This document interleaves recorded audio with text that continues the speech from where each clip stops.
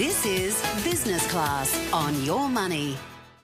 Hi, I'm James Wilkinson and welcome to Business Class. Coming up on tonight's show, we head into the kitchen and talk food with some of the world's best chefs.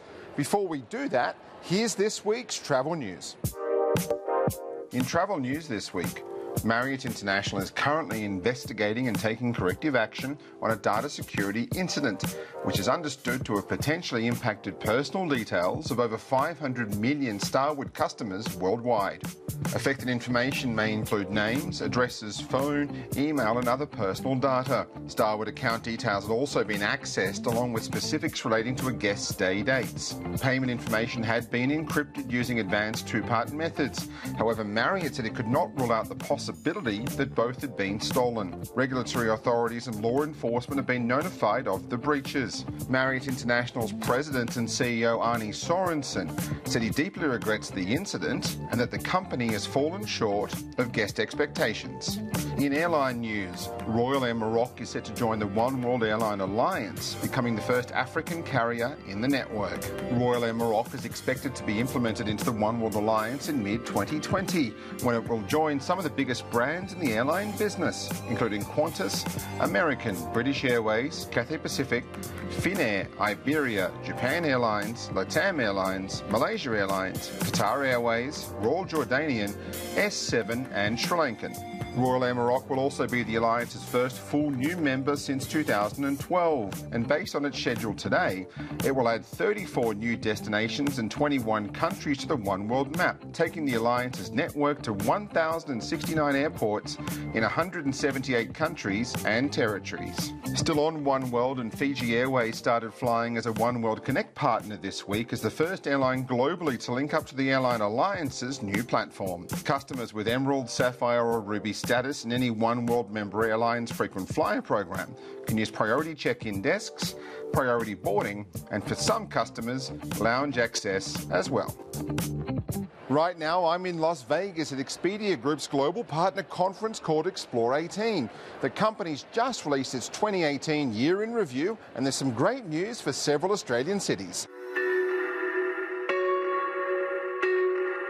Aaron, thanks so much for your time today. You've just released your 2018 year in review. Where are we going and where are we staying? Well, it's very interesting. We're seeing a trend that I think is growing. It started a little while ago and it's growing now, is people are going to more and more smaller destinations, less well-traveled, I would say, off the beaten path. Everybody, has the bucket list items. They want to go to London and New York City and maybe even Las Vegas. But after you've done that, I think a lot of people are seeking out smaller destinations where they can have more authentic experiences and more local sort of nuanced travel.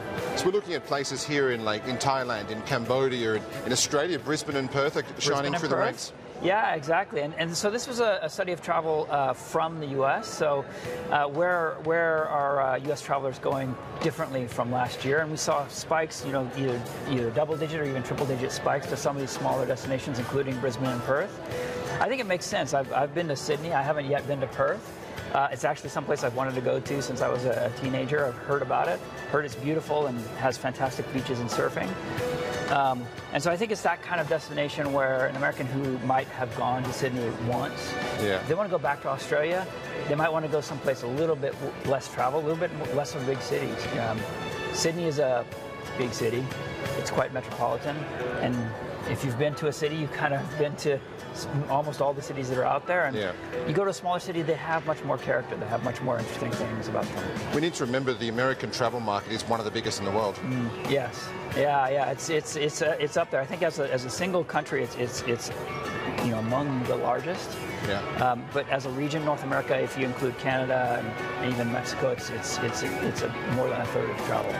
Now, in the report this year, people aren't just staying in hotels now. We're staying in houseboats. We're staying in tree houses. Staying in tree houses. Actually, we saw a huge rise of something called a tentalo, which is a combination of a tent and a bungalow. I think that this makes a lot of sense as well.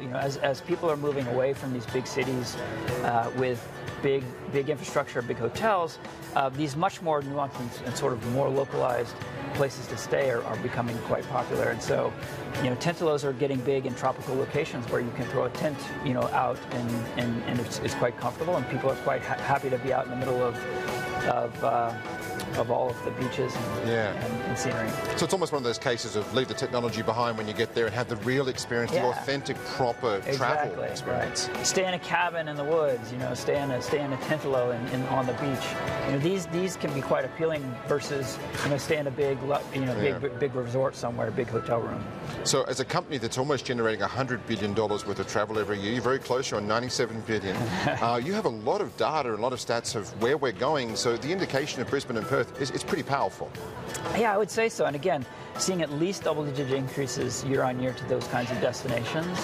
I just see it more as this trend of people going out and further beyond these big destinations. We saw other places, not just in Australia, places like Inverness in Scotland, which is the gateway to the Highlands, or Belfast in Northern Ireland, Cartagena. Just these smaller destinations, Seville in Spain, actually. So rather than go to Barcelona, go to Seville, and you see, much more authentic sort of Spanish experience. All of these, I think, kind of feed this same story that people want to go out and about and away from these big tourist destinations. And also, you've also revealed the days of you should never travel and the days that you should travel, haven't you? Yeah. Well, in the United States, we have some holidays around the end of the year. We have Thanksgiving that happens in November, and then Christmas that happens as well. And they tend to be high travel travel times in the United States. Yeah. And traveling on Thanksgiving Day is really, people do it, but it can be one of the worst travel days that there is, because just everybody's traveling. The airports are packed. It's crazy. Same for Christmas. Right there, Christmas Eve is terrible. You want to space it out. You want to give yourself a day or two if you can in advance of those big days, and you'll be fine.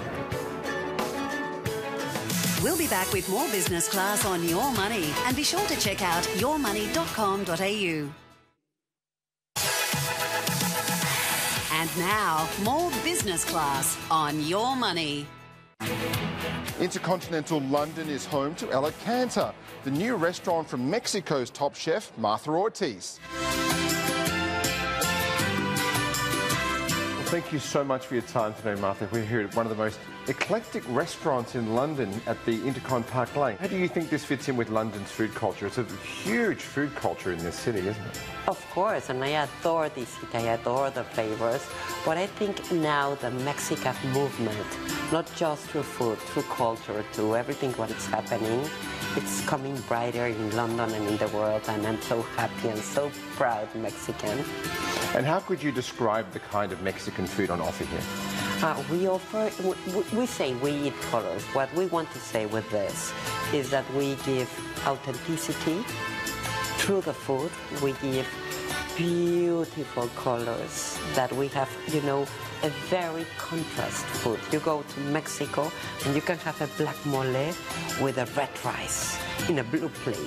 So I think it's a high contrast, colorful food, like our country. And the other thing that I think it's very lyric and feminine. You feel all these very sensual flavors, very deep, and I think that women, we have this knowledge about beauty, about sensualness, about lyric, about, this magical thing to go. I mean, around the world we all know different kinds of Mexican food, but authentic Mexican is very mysterious to most of us, isn't it, I think, as a cuisine? Because we have to be aware, a lot of people confuse Tex-Mex with Mexican, that it's the American point of view of Mexican food, and I think it's another kind of food, or Southwestern, they call it, Cajuna style, and with a lot of cumin. But Mexican food, I think it's so profound, so elegant, so different, and if you see, it's like Mexico has built like a nation of gastronomy. We have fusion food from the beginning, the Hispanic heritage, the New World, and the Old World together in a profound kiss. That's the best. And we were saying before off camera that It's so much fun now. So many London hotels are doing things a bit different with the restaurants, not just doing classical British hotel restaurants anymore. I think that's very important for the hotels and for the world. People want to eat authenticity. People want to have vibrancy. People want to have, go and think they're in a very well-defined place. And I think El Yacanta has these kind of characteristics that are very important. Wonderful. We're looking forward to trying the food tonight. I'm very happy and I'm very pleased, as we say in Mexico. Buen provecho. Atop the luxurious Hotel Eden in Rome is the Michelin-starred La Terrazza restaurant, headed up by chef Fabio Chiovo. Let's go inside. What really defines Michelin-starred Italian dining, do you think, in 2018? I think it's a lot of things. First of all, the consistency. So the quality, you need to be today, tomorrow. You cannot do a dish nice today, or the quality of the ingredient is beautiful today and tomorrow is not the same as today. So the consistency is really, really important. And then, clients look for experience. So it's not a classic dish. So you need to, keep the exciting dish and the message. My philosophy of cooking is based on 5 pillars. So you have innovation, the well-being, the ingredient, the flavor, and the art. So each point, it took me 24 years to get where I am today. So the innovation for me means knowledge. So we need to know what we're doing. Let's say I give you an example. All the vegetables we cook under pressure. So we preserve the nutrition side of the ingredient and then the color and the crunchiness. So it's really important to have the knowledge. It's not the mixing in ingredients and then it's finished. So you need to balance. We need to take care about ourselves as well. So that's why the second point is the well-being. I think we need to take care about ourselves with, let's say, calories or how we treat the ingredients. I give you an example. If you wash the salad more than 30 minutes, you lose all the vitamins. So that's what is important for me as well. It's like another example. People, they ask me why you put the ingredient as a third part of your philosophy. It's really simple. Let's get an extra virgin olive oil. So when we put it in the pan and we smoke it, so, we destroy it. So, from the beginning you have vitamin E, so you have a lot of, antioxidants in the oil, but you can destroy it in a second. So what's the point to have the best quality ingredient and then you destroy it in a second if you don't know what you're doing? And then the harmony, the flavors is really important. So if you're having, the crunchiness in a dish, the acidity, the harmony of these different texture is really important. It's really important. And then also the art, so we need to make it beautiful as well. The eye wants, we want to see something beautiful. And when it comes to the produce at the moment, what ingredients are really popular at the moment or gaining traction for you? At the moment we have strawberries. I'm working on a dish with tomatoes, so I'm creating a dish with, there is a variation of the tomatoes and my remembering. Because when I was a child, I was always eating tomatoes with the bread, so I'm creating a dish which, where, there is a selection of different tastes. So I'm doing an ice cream, granita, kind of tomato soup, but it's very special. So I use a lot of technology to concentrate the flavors. So for me it's really important when you remove the greasy part and you remove the sugar from a dish, you have the, and then it is very hard to concentrate the flavors. So for me it's really important to concentrate it and to remove the extra, let's say, oil or to balance, to get the healthy concept as well. Yeah, and you look at, Rome's got some very famous dishes, doesn't it? Yes, so actually when I came in Rome in 2010, I want to create a dish with a local ingredient. So let's say there is a local dish very, very old, which is called the cacio e pepe. But I did it with a twist of modernity. So what it means for me. So for me, when you eat the classic one, it's very salty, it's very, the black pepper is very aggressive. So what I did, I balanced the pecorino cheese with the Parmigiano, so 60% of pecorino cheese and 40% of Parmigiano. And then the pepper it's really, really, it's hard to get the right one. So basically, I was eating 2 months cashew pepper myself.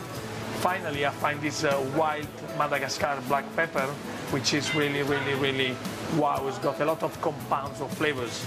So the first bite when I had this first trial, I stopped 3 seconds. I said, wow, that's the one. So it's on the menu, from 2010. That is a local dish, which I wanted to put in the gourmet restaurant, but with my twist.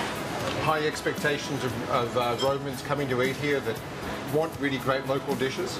Or the zucchini flour. So we have a lot of ingredients we can work with, very local. So especially all the vegetable we buy from an hour and a half from here. So on the Agripontino, on the seaside.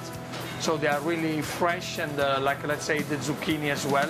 So we have a lot of ingredients which are local. We try to always use the local ingredients and from the season. Do you get a lot of requests of people coming here wanting just simple, beautiful Italian that they're used to in their home country? Yes, we do. We do have a lot of requests. So let's say in a hotel we try to please everyone. So we start from the vegan, gluten-free. We can say, a lot of menus we're doing in the room service. So we try to please really, really everybody, because nowadays, I'm sure there is a lot of allergy. So the lactose. So what I did, the last 24 years, I was studying the human body as well, how we react, why we have some allergy. So, like the lactose, because we cannot digest it, because we don't produce, so many enzymes to digest the lactose. So that's for me is really important as well, to please everyone.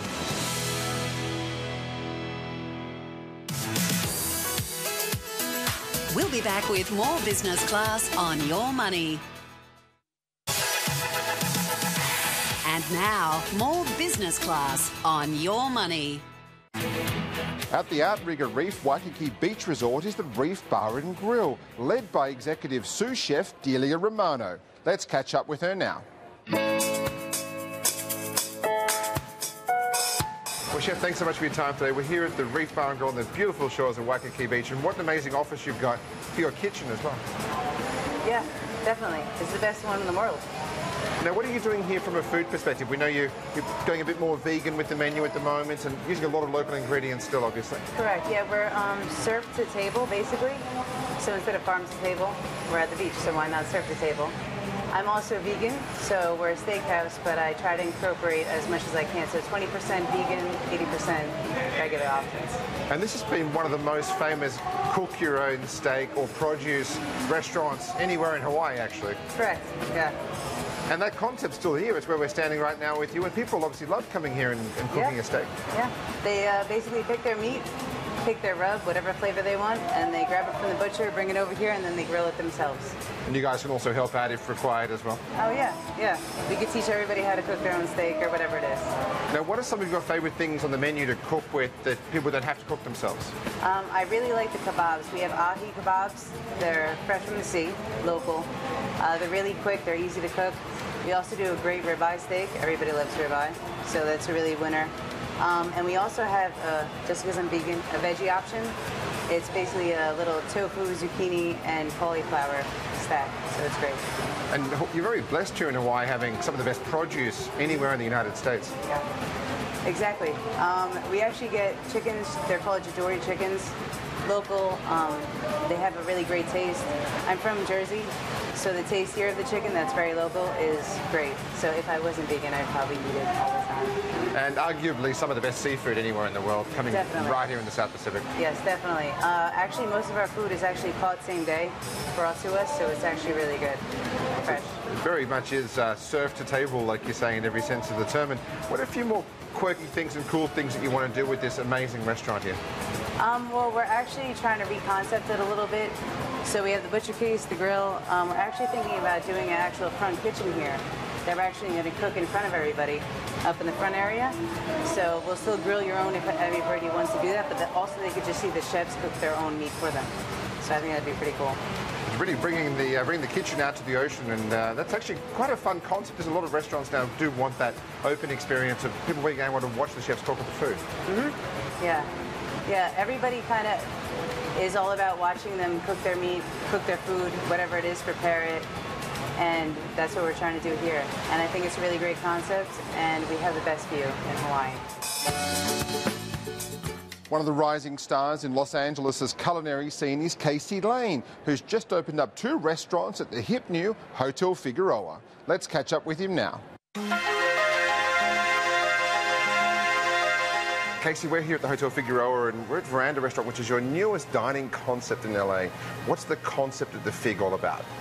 The concept of the Fig was bringing back kind of the Spanish-French, like, original design, and so they restored it to what it was, and we kind of followed suit with a little bit of the food. My family's all from the south of France, so kind of growing up with that culture, with that style of like simplistic eating, as well as, you know, some of the brasserie food shows the variation in what we've done with the spaces. You know, Breva is a very like intimate brasserie, and like with some heavier, like rich, like composed French food. Now to Veranda, we really wanted to make a light kind of coastal menu that is just, it's really easy to eat by a pool. It's really easy to eat like kind of throughout the afternoon without feeling so gluttonous and heavy that like you need to go take a nap afterwards. So we got into simple roast chickens, roasted fish in the ovens, a lot of vegetable dishes, and just kind of creating a great poolside restaurant for the property. So Casey, downtown's really going through this whole culinary adventure at the moment, isn't it, with a lot of restaurants coming in? Yeah, a lot of restaurants, a lot of really talented chefs and just restaurateurs coming in, finding a community that has been kind of reforming itself into the creative hub of Los Angeles over the past 7 years probably, and like it's really starting to blossom. You can see it. You can see that now there's opportunity for you to really live downtown and have a lot of great outlets, you know, much more kind of the way that like downtown Manhattan is. And you've got a couple more spots here in LA. You've got one down in Venice and one in West Hollywood. And how does the cuisine change at all of your spaces in LA? They're all very, very, a little bit different. Yeah, I mean, the biggest thing about being an operator, and like I love, whenever I think about where to go, it's the neighborhood. It is who are the people that we're actually going to be feeding. Because I could do the same concept in Venice, in Beverly Hills, and it would not work. People would think the food was good, it would be fine, but it wouldn't work. I could do the same thing in West Hollywood as downtown, and it wouldn't work. So getting to be a part of these communities and getting to understand, like, what do they hold dear? Like, what do they love? Why do they go out?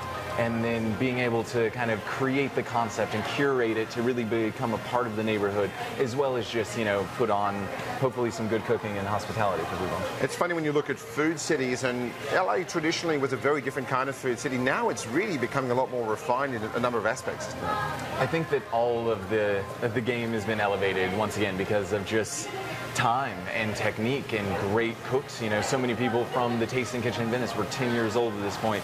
They're now have their own restaurants and they're chefs, and this is not exclusive to us, right? This is David Lefebvre, and this is Nancy Silverton, and this is Michael Smarusti, and it's everyone kind of just getting great training from some really talented people that are now making it one of the better places to eat in the country. And then so much cultural diversity that I think that was so genuine, because you have such pockets of complete just like cultural immersion from it being their communities, their stores, their bars, their style of eating, and like you mix that kind of depth of what you get to experience and what you get to play with some very skilled kind of culinary technicians and like some creative people running the restaurants, and it is definitely having a moment. Yeah, and your concept here is that it's open at 7 in the morning for breakfast, stay open till 2 a.m. because there is a market that wants to have great food late at night as well, isn't there? Late at night is when I get to eat at the end of the day, you know, having the traditional dinner for really not even just for being in the restaurant field, but everyone that I know from banks to lawyers to anyone that works so hard to achieve their goal. 7, 8 o'clock doesn't really work, you know? Yeah. Like you end up having drinks at 7 or 8 o'clock, recapping the day, getting ready for tomorrow, and then I want dinner at like 10, 10:30, 11 o'clock, or even later relative to what's going on. So we like to provide that because it's, I think selfishly, so much of what I do is actually just what I want to be available, and then I'm lucky that other people agree. And you're in a brand new, or effectively brand new hotel, given what this place used to be. What really attracted you to this project? the idea of the history of the property, honestly, and being so unique to have been in downtown for so long and really getting to bring it back to life, and once again in more of a restoration than in a renovation, you know, like getting to restore some of the original like work, as well as, you know, just from the architecture and the art, and making it like kind of a creative cultural hub, but even from the food, and like allowing it to really be like a neighborhood space and a neighborhood restaurant that is in a great hotel. Well, that's it from us on Business Class. Thanks for watching, and see you next time.